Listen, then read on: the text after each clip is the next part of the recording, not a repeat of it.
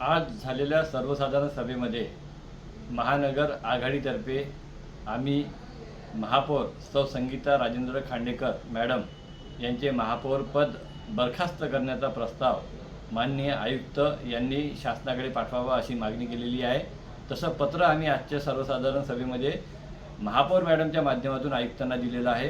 कारण की महाराष्ट्र महानगरपालिका नामनिर्देशित सदस्यांची अहर्ता व नियुक्त्या नियम 2012 यानुसार माननीय महापौर मॅडम यांनी निवडणुकीचा निकाल लागल्याच्या 1 महिन्यानंतर सर्वात आधी झालेल्या म्हणजे लगतच्या सभेमध्ये कॉप मेंबरचा म्हणजेच नामनिर्देशित सदस्यांची नियुक्ती करण्याचा विषय अजेंड्यावर घेणे जरुरी होते।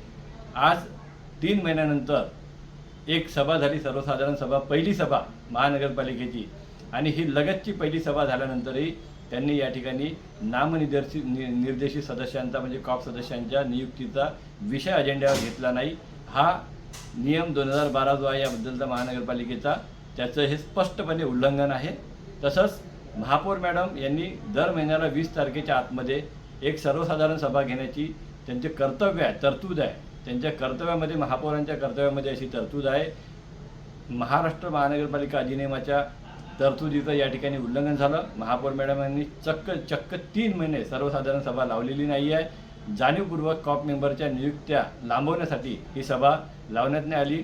महापौर मॅडम यांनी कलम 19(6) मध्ये जी तरतूद आहे त्यांचं उल्लंघन केलेलं आहे।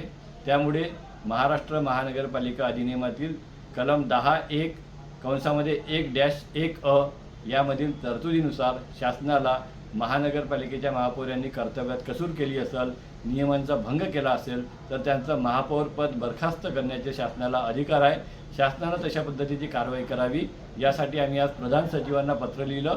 सर्वसाधारण सभेमध्ये आयुक्ताच्या मार्फत आम्ही या पद्धतीचं पत्र लिहून या पद्धतीची मागणी केलेली आहे।